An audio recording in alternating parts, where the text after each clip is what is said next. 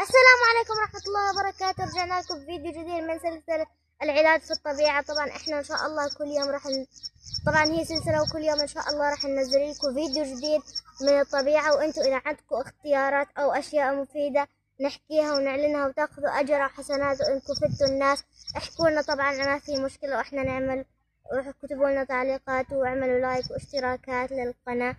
طبعا فوائدنا اليوم عن ورق الجوافة. طبعا أول فائدة اللي هي غني بالحديد وفيتامين سي، وعلاج الكحة والسعال، وأيضا مقاومة الأرق، وهو مضاد للأكسدة، وتساعد على منع التجاعيد والحفاظ على البشرة.